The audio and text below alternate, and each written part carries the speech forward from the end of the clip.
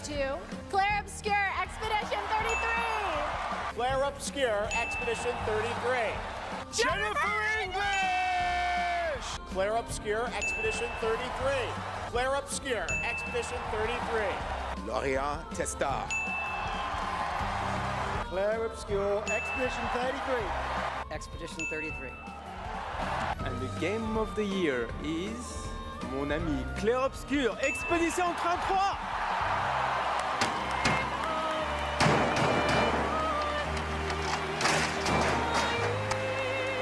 Hello, my name am Geoff Key Lee. I am very sad and put on a bad show for yous all. I wish I could have done a better job.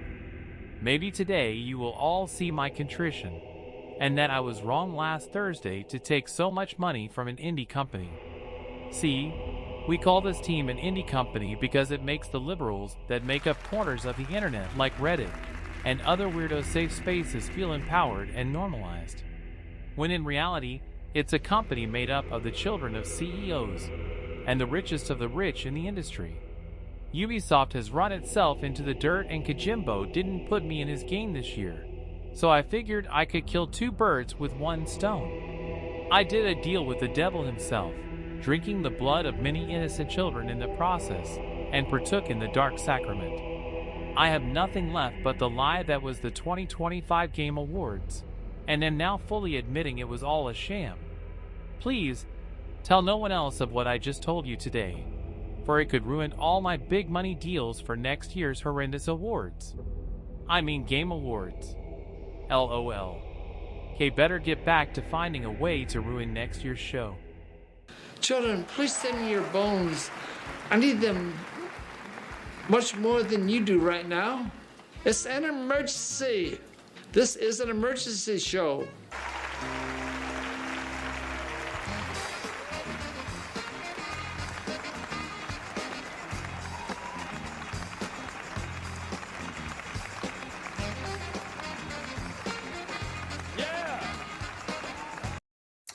Good evening, everyone. We stand at the end of a year that many predicted would be defined by the rise of the machines. Instead, 2025 became the year that we doubled down on the human soul. Whether it was through the lens of the camera, the pixels of a console, or the glow of a streaming service, this year wasn't just about content, but it was about connection. We didn't just watch stories, we lived them. And now together I'd like to speak about the best and the worst times, those connections.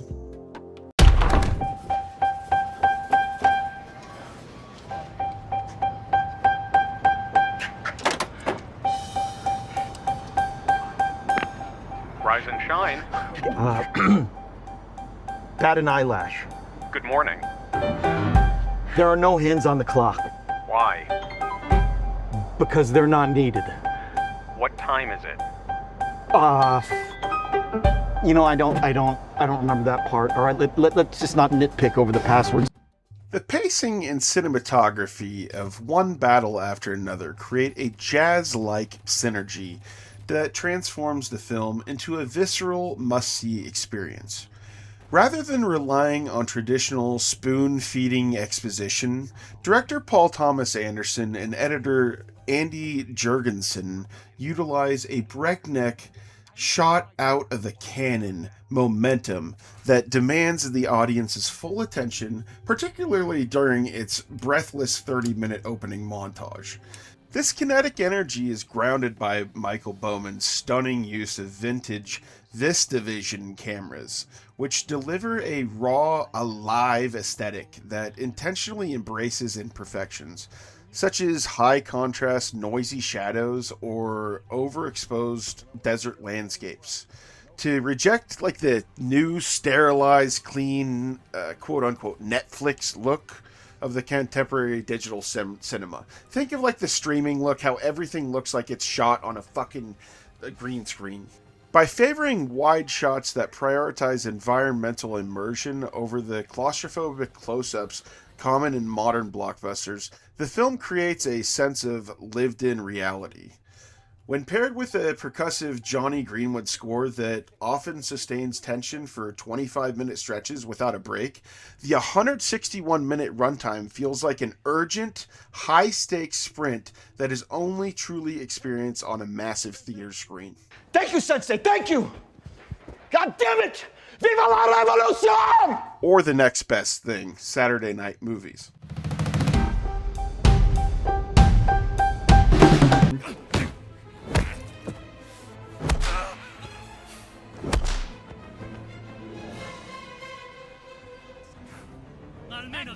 You seen what I've done like a man? Come fight like a man.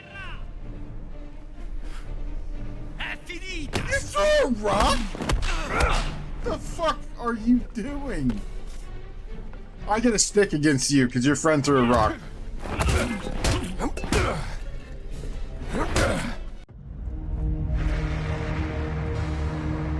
Every dime you ever made, I pumped it out of the ground, and that don't change. But he's dead, Tommy. And now what? I was supposed to let his trophy wife go and try to pull permits from the Railroad Commission? At its core, Landman is a masterclass in competence porn, centered on the gritty, unvarnished reality of simply getting things the fuck done in a world that refuses to cooperate. It celebrates the fixer, specifically Tommy Norris, who operates in the high-friction space between corporate negligence and human error, navigating a landscape where a single mistake could cost millions of dollars or a human life, or even more. However, the show's real emotional engine is the heavy toll of repair. It portrays a relentless cycle of damage and recovery, where characters aren't just cleaning up literal spoils or legal liabilities, but are also scrambling to patch the holes in their own fractured families and moral compasses. This focus on accountability, the idea that your value is defined by your ability to stand in the gap and fix what is broken, gives the show a visceral, grounded sense of purpose that resonates with anyone who has ever had to mop up a mess that they didn't necessarily make. That makes the life you've lived a lie. You take a long, hard look at me. I wasted 60 years on hope. We've avoided telling each other the truth for a long time. Let's not start now. There are so many things about our lives that need to be fixed. This ought to be good.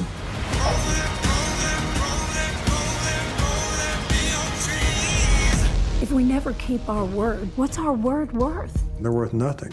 Nobody is. That's what the lawyers are for.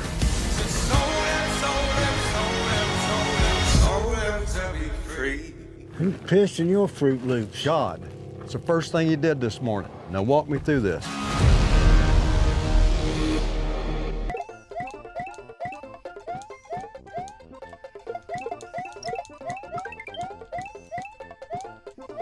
There are no power-ups in any of these fucking things.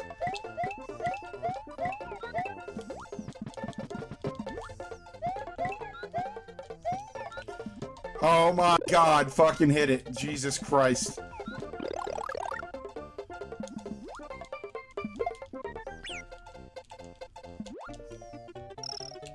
Yoshi, you fucking piece of shit game.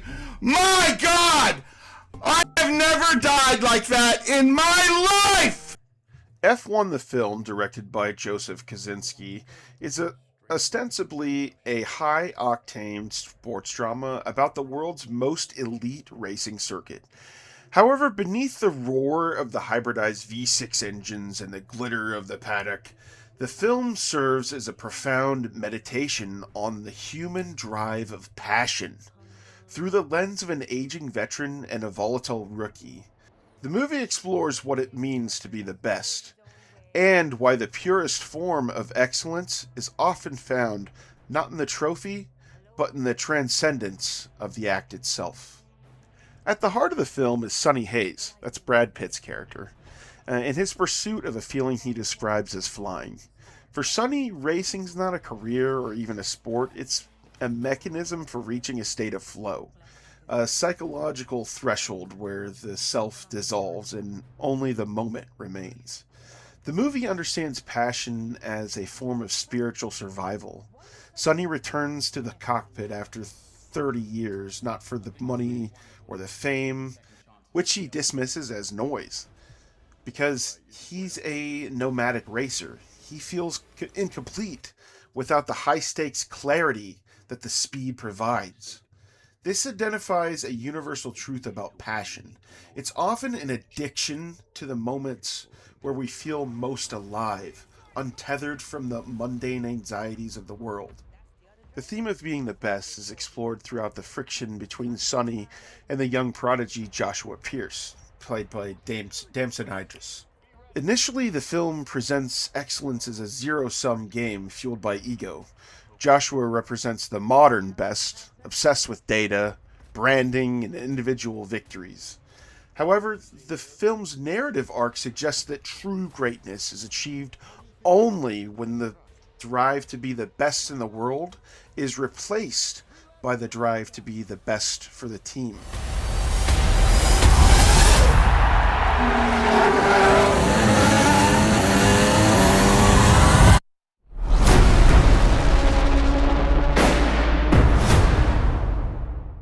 Damn you, Armada-chan! You're cursed! Unless you speak on the worst movie of the year, you and everyone viewing this shall be cursed for all of 2026!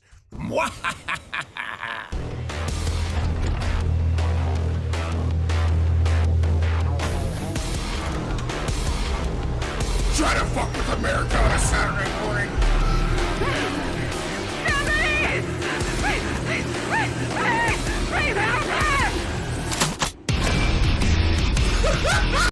It says 20, so it seems like the game wants me to go check it out, but I have a very good feeling that it's obviously a trap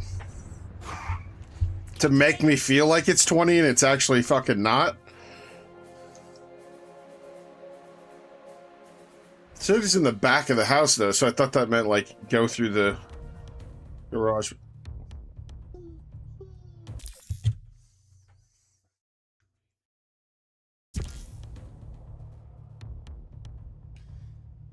This big drug lord.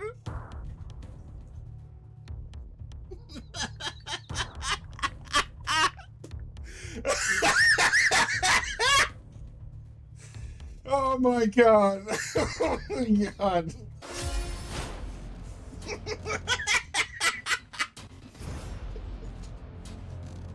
Oh god. I don't know what you're doing in my house. Stand your ground. Stand your ground. What the hell do you want with me? Look, I'm just defending my castle.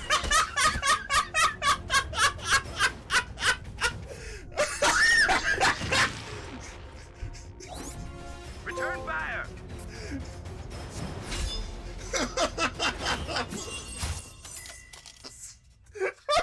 Just defending myself. God, but as soon as I saw the picture, everything came together of just what the fuck I was doing there. Oh my god. Oh my god. Have you seen my dad? I'm not sure where he went. It's not like him to just disappear.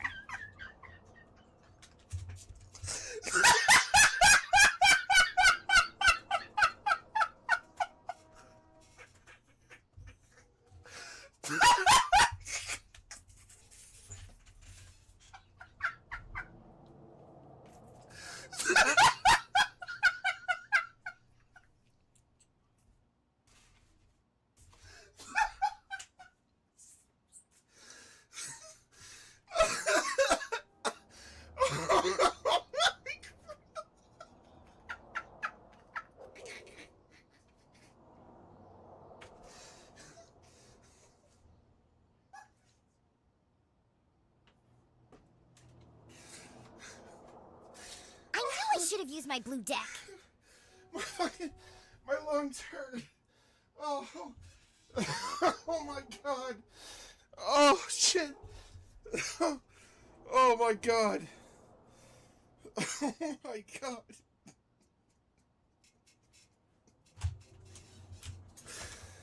Oh. Oh. Okay. Can I take a picture, please? I don't know what to... I don't want to press the button. Well, okay, sure. This is gonna be a special one. A golden opportunity. There's a gap in the market for us right now. The money you spent, all in My guys just always look gross. He's looked like this for 10 fucking years and transferred from gen to gen. What the fuck? I'm telling you, my friend. Going here. Few flights here.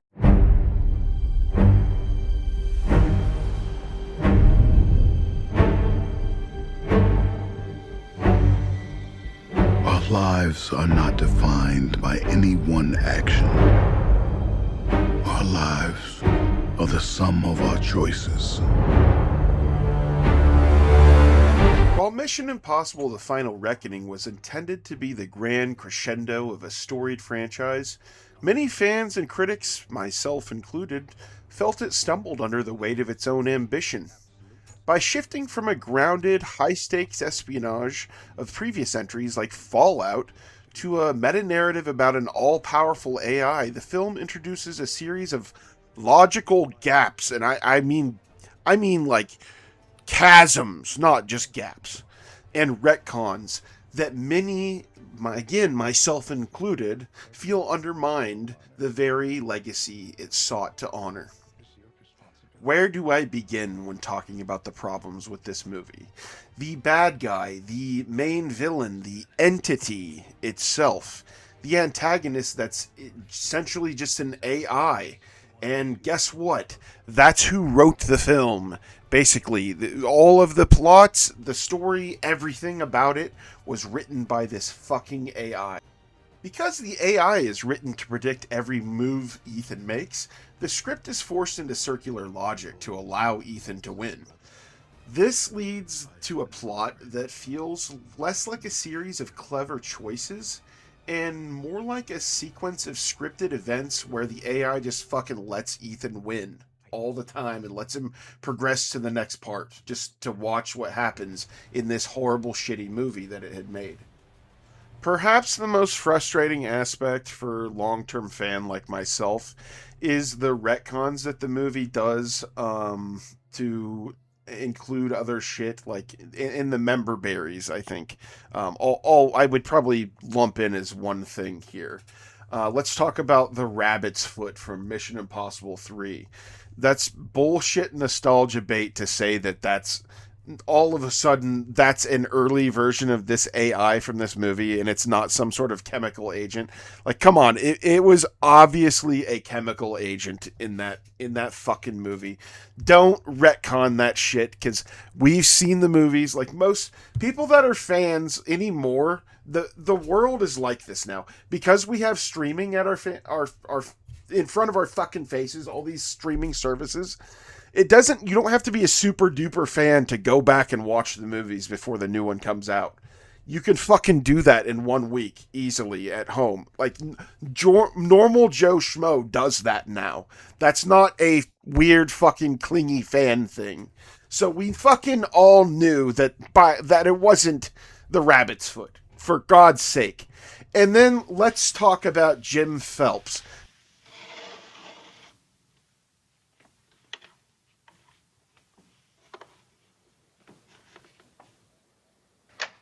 Good morning, Mr. Phelps. Now that I'm boiled, heated, pissed off. Fucking Jim Phelps died under the weight of his sins and a helicopter and some fucking chewing bubblegum. And he's in the past, done. He's gone. He was the character from the original show, and they fucking buried him. So why bring his son back? Why say, oh, by the way, remember all that? Now it's his son. Come on, SpongeBob. Fucking stupid.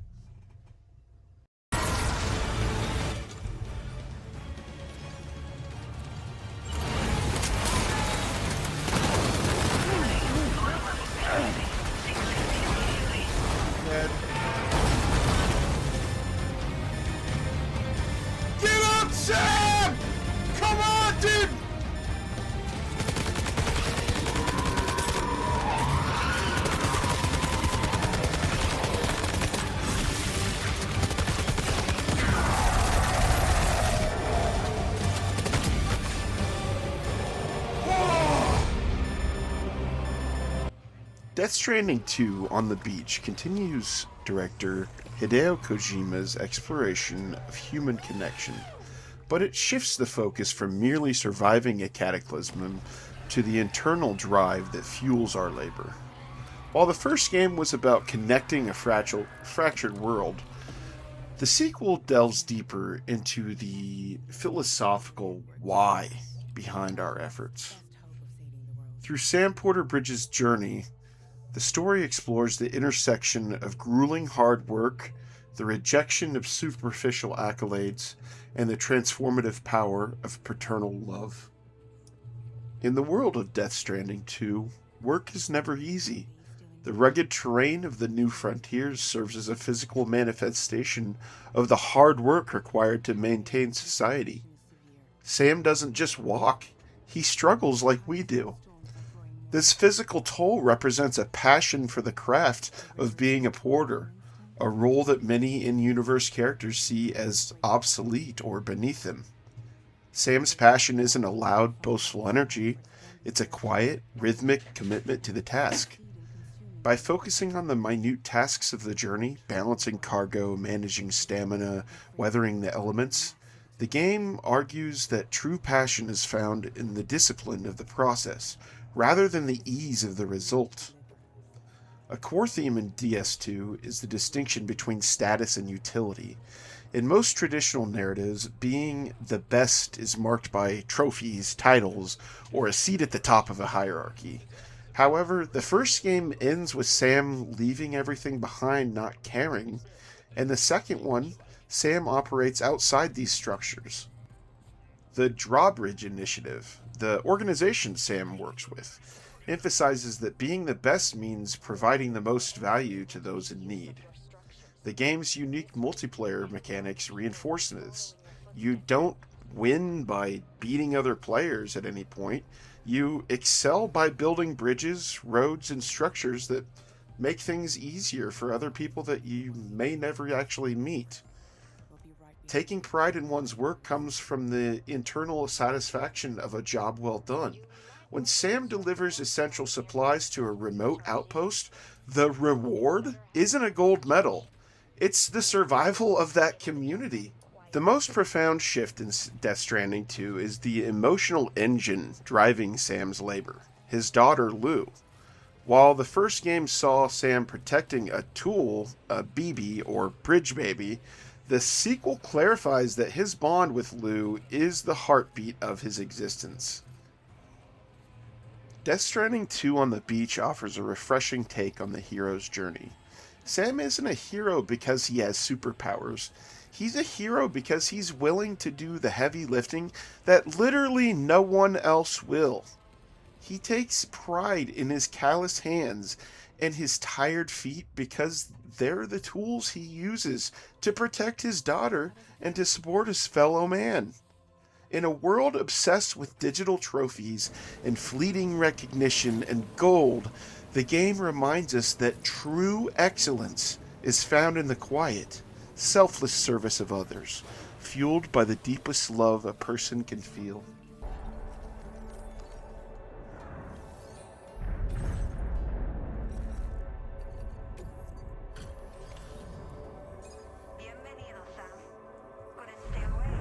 What's happening? He's flying.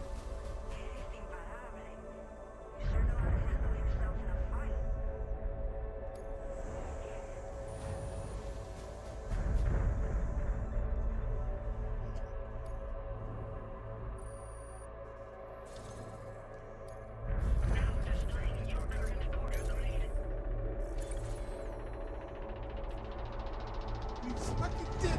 Sonny, you did it! Oh, Merry Christmas, dudes! Oh shit, we fucking did it! It's a fucking Christmas miracle! Oh my fucking god!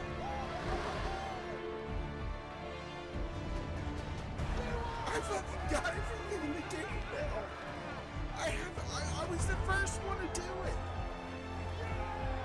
I played the game first. I got the fucking final thing in the game.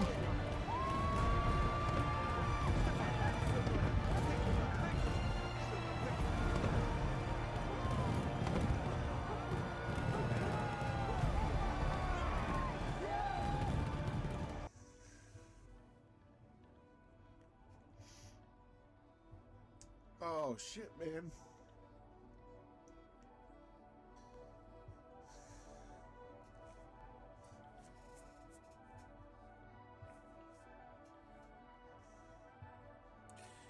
We did it.